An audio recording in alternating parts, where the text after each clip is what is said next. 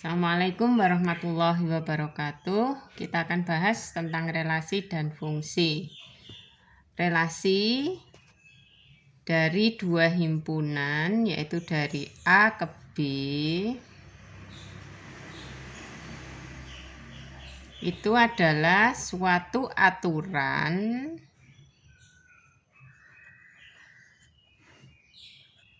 yang menghubungkan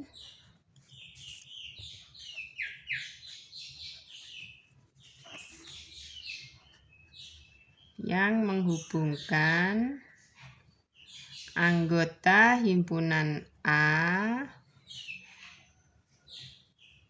dan anggota himpunan B.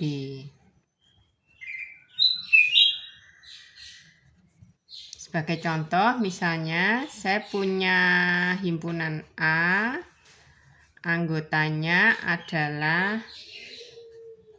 Adi, Budi, Nadila, Ciko, Nadila. Kemudian di sini himpunan B itu anggotanya IPA, Matematika, Bahasa Indonesia, Bahasa Inggris, misal begitu ya. Nah, kemudian ini ada suatu relasi atau aturan dari A ke B. Relasinya adalah menyukai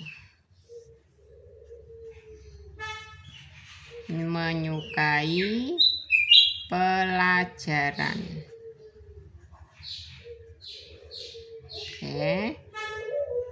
Nah, di sini misal Adi itu menyukai pelajaran matematika dan bahasa Indonesia. Kemudian Budi menyukai pelajaran bahasa Indonesia dan bahasa Inggris.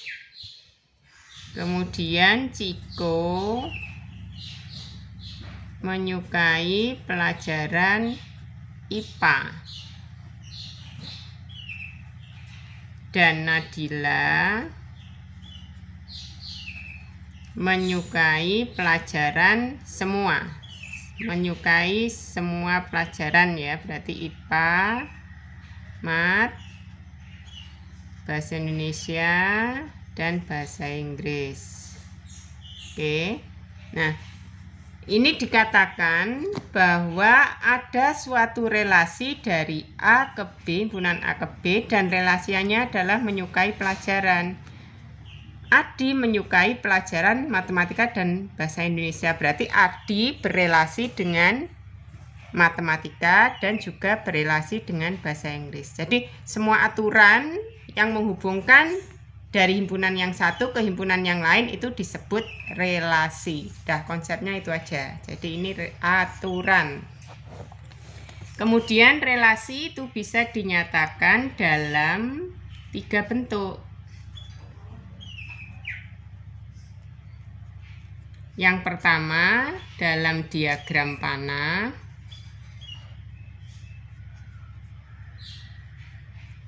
Yang kedua diagram kartesius.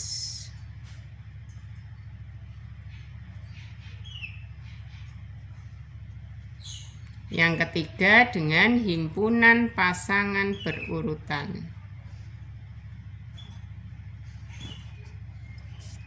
Berurutan. Nah, sekarang yang pertama ya, dengan diagram panah. Dari contoh yang tadi kita bisa nyatakan dalam bentuk diagram panah seperti ini caranya. Ini himpunan A, himpunan yang pertama. Kita tulis anggotanya. Adi, Budi, Ciko, Nadila. Ini diwakili dengan 1 titik setiap anggota. Kemudian himpunan B kita tulis juga di sini. IPA, Matematika, Bahasa Indonesia, Bahasa Inggris anggotanya himpunan kedua. Oke. Kemudian di sini relasinya adalah menyukai. Nah, kemudian yang berelasi anggota himpunan A dan himpunan B kita hubungkan dengan anak panah, makanya disebut diagram panah tadi. Adi menyukai matematika, berarti Adi berelasi dengan matematika. Begitu. Kemudian Adi menyukai bahasa Indonesia. Nah, anak panah di sana. Lanjut, Budi menyukai bahasa Indonesia, berarti Budi berelasi dengan bahasa Indonesia. Budi menyukai bahasa Inggris. Nah, kemudian Ciko menyukai IPA. Nadila menyukai semua pelajaran, berarti nanti ada anak panah dari Nadila atau berelasi dengan semua pelajaran di sana. Oke, itu cara pertama. Cara yang kedua dengan diagram kartesius. Di sini ada 2 sumbu, mendatar dan tegak. Biasanya yang sumbu mendatar itu untuk himpunan pertama, yang tegak itu untuk himpunan kedua. Kemudian di sana diwakili dengan titik-titik untuk anggota himpunannya. Adi, Budi, Ciko, Nadila. Kemudian anggota himpunan B juga demikian, diwakili dengan titik-titik. IPA, Matematika, Bahasa Indonesia, Bahasa Inggris. Nah, di sini yang berelasi dihubungkan, dia dipertemukan dalam 1 titik. Misalnya Adi menyukai matematika, berarti ini dipertemukan begitu. Nah, titik pertemuannya beri jendolan di sana. Oke. Terus Adi menyukai bahasa Indonesia. Nah, jendolan lagi di sana. Budi menyukai bahasa Indonesia. Oke. Kemudian Budi menyukai bahasa Inggris. Nah, terus Ciko menyukai IPA. Nah, kemudian Nadila menyukai semua pelajaran. Nah, jadi ini wakilnya titik-titik di diagram kartesius. Kalau tadi panah, nanti kalian bisa lihat banyaknya anak panah dengan banyaknya titik itu sama, ya. Dan yang ketiga dengan himpunan pasangan berurutan, berarti ini himpunan kurungnya kurawal, terus dipasangkan. Pasangan kan anggotanya 2, di sini ditulis Adi menyukai matematika, dipasangkan. Terus Adi menyukai bahasa Indonesia. Terus Budi menyukai bahasa Indonesia.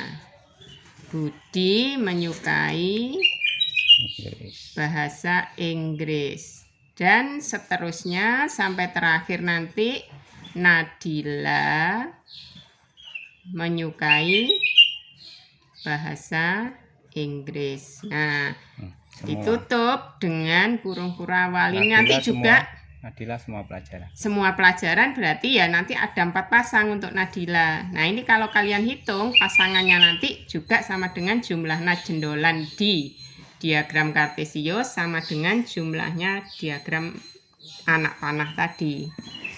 Oke, itu untuk relasi. Konsepnya hanya itu saja. Kalian bisa lihat relasi yang lain, contoh-contoh di BKS-nya.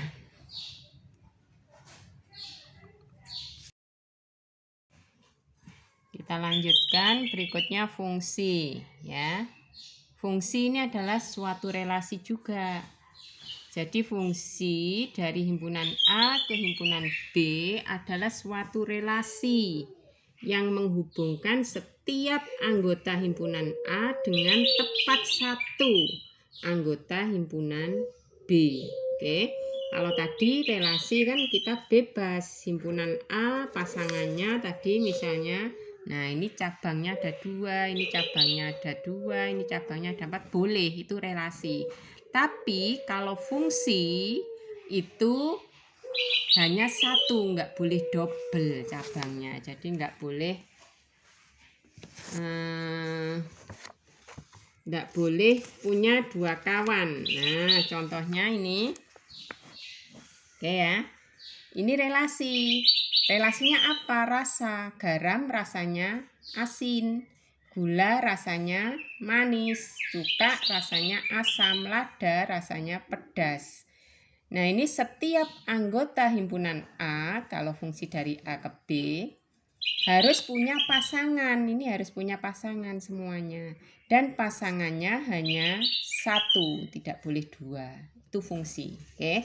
Untuk yang di himpunan kedua, himpunan B, nggak punya pasangan boleh. Contohnya ini pahit. Dia nggak punya pasangan, nggak ada yang rasanya pahit di himpunan A ini. Ini boleh, tapi yang himpunan A semua harus punya pasangan. Oke, itu namanya fungsi. Contoh di sini yang lain misalnya. Nah, di sini relasi dari himpunan A ke himpunan B, relasinya faktor dari. Faktor, tahu kan? Faktor itu yang bisa membagi ya. 2 faktor dari 4. Jadi 4 bagi 2 habis. 2 faktor dari berapa lagi? Tidak ada kan? Nah, 3 faktor dari 9. 4 faktor dari 4. 5 faktor dari 25. Kalian lihat di sini semua anggota himpunan pertama punya pasangan. Dan pasangannya hanya 1. Maka relasi ini disebut fungsi. Oke. Nah, sekarang kita lihat contoh yang ini, kita bandingkan. Ya. Ini himpunan A dan himpunan B atau 2 himpunan. Relasinya kakak dari Ani, kakak dari Budi, Adi kakak dari Surya dan Hani, Iman kakak dari Santi. Relasi ini merupakan fungsi atau tidak?